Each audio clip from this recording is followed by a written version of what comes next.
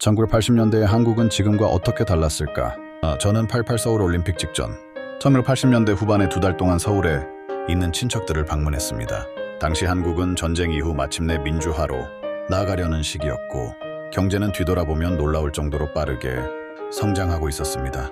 제가 그 시대를 기억하며 떠올리는 몇 가지를 공유하고자 합니다. 거리와 대학에서는 학생들이 주도하는 민주화, 시위 데모가 정기적으로 열렸습니다. 군용 버스가 도시 곳곳에 흔히 보였고 군인들이 진압 장비를 착용한 차에 돌아다녔습니다. 많은 학생들이 목숨을 걸고 싸웠으며 다수는 감옥에 갇히거나 일부는 순교자가 되기도 했습니다.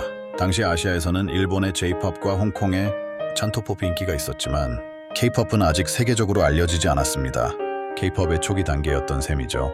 80년대 후반에는 소방차라는 보이 밴드가 큰 인기를 끌었고 현재의 아이돌 시스템의 초기 형태가 이미 자리 잡고 있었습니다. 한국에는 지금과 같은 커피 문화가 없었습니다.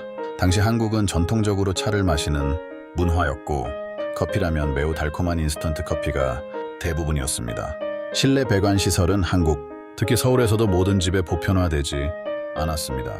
제가 머물렀던 친척집에는 실내 화장실과 주방이 있었지만 다른 친척집에는 여전히 재래식 화장실, 야외 화장실과 야외 주방이 있었습니다. 당시 고등학교 여학생들은 머리를 길게 기르거나 파마를 하거나 스타일링을 하는 것이 금지되어 있었습니다. 머리는 턱 길이의 단발에 앞머리를 내려야 했고 옷차림도 단정하게 입어야 했습니다. 캐나다에서 입던 민소매 옷을 입지 말고 반소매를 입으라는 말을 들었을 정도로 당시 한국은 지금보다 훨씬 가부장적이었습니다. 현대와 기아 외에도 당시에는 대우라는 세 번째 자동차 제조사가 있었습니다.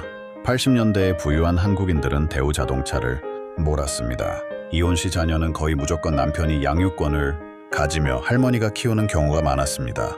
어머니가 이혼 후 자녀를 보지 못하는 일이 흔했기 때문에 이혼 자체가 드물었습니다. 물론 이것만이 이유는 아닙니다. 이는 현재 점차 변화하고 있습니다. 1980년대에는 원치 않는 한국 아기들, 특히 여자 아기들이 해외로 입양되는 일이 흔했습니다. 그 시기와 그 이전, 그리고 이후로도 입양된 한국인 네트워크가 있으며 그들 중 일부는 현재 경험을 공유하고 목소리를 내고 있습니다. 김포공항은 당시 작고 열악한 시설이었지만 당시 한국은 관광지로 유명하지 않았고 한국인들도 해외여행을 잘 가지 않았습니다. 지금은 어디든 갑니다. 하지만 한 가지는 변하지 않았습니다. 한국 사회의 중심인 아줌마들입니다.